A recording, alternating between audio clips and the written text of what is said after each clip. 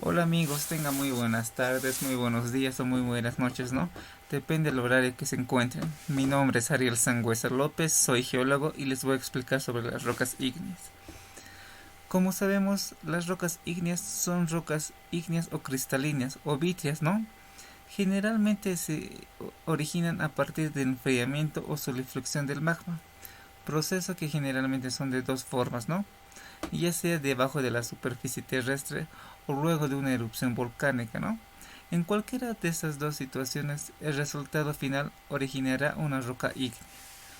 Después pasamos al magma. Para conocer a la roca ígnea, tenemos que conocer el significado del magma, ¿no? El magma solamente es una roca fundida que se encuentra ubicado a profundidad. Se puede encontrar a varios niveles, ¿no? En la corteza terrestre. Generalmente esto se lo denomina a la estructura interna de la Tierra, ¿no? El magma está compuesto por tres fases principales. Una fase líquida, que es el fundido de la roca, principalmente de composición silicia, y es la más abundante en la Tierra, ¿no? Después la fase sólida, compuesta por cristales minerales en suspensión en la corteza terrestre. Y por último la fase gaseosa, por gases disueltos a presión del líquido magmático. Después pasamos a las texturas de las rocas ígneas. Es el aspecto general de la roca, ¿no? Este generalmente está basado en el tamaño, forma, tamaño de grano o los 12 pasos, ¿no? Existen tres factores que contribuyen a las texturas de las rocas, ¿no? La velocidad a la cual se enfría el magma, después tenemos a la cantidad de gases disueltos, ¿no? Para empezar vamos a comenzar con la textura fanerítica. La textura fanerítica es la textura intrusiva o plutónica, ¿no? Esto nos quiere decir que cristalizan a profundidad dentro de la corteza terrestre. Su temperatura generalmente es muy alta, ¿no? Por lo general los minerales son de grano grueso y los minerales son visibles a simple vista. Después tenemos a la textura afanítica. Es una textura que pertenece a las rocas extrusivas o volcánicas, ¿no? Los minerales generalmente son de gran grano muy fino y para esto se necesita la ayuda de una lupa o un microscopio para poder determinar las características que presenta, ¿no? Es un enfriamiento muy rápido, ¿no? Los minerales generalmente son muy pequeños para distinguirse a simple vista.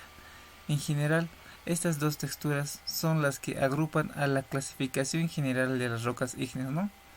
Ya que las rocas ígneas plutónicas se solidifican por debajo de la corteza terrestre, ¿no? Y las volcánicas son las que son más rápidas, producto de la erupción de los volcanes. Después pasamos a la textura hipoabisal. Está caracterizada por dos tamaños de minerales, ¿no?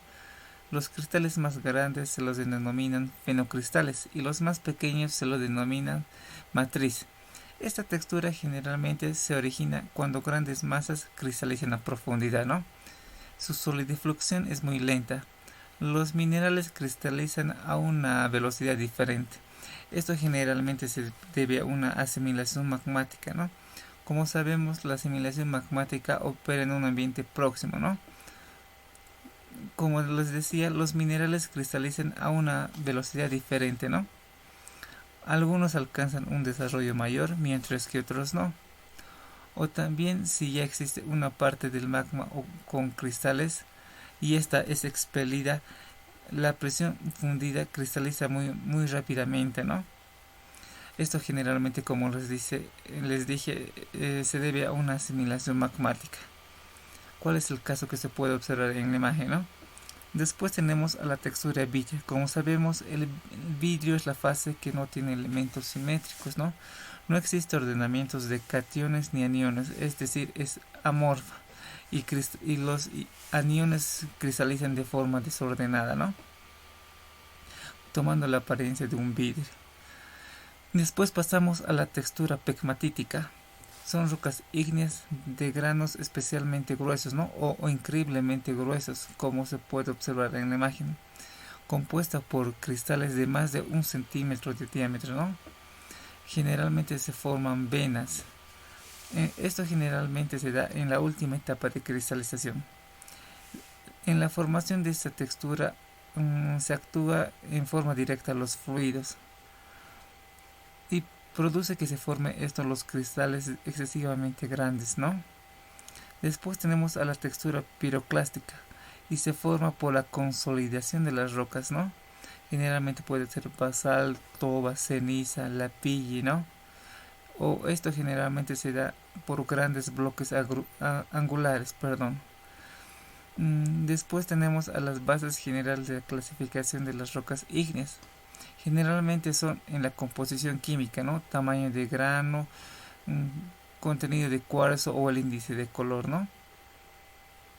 La composición de las rocas ígneas generalmente serían las rocas félsicas, ¿no? O leucocráticas.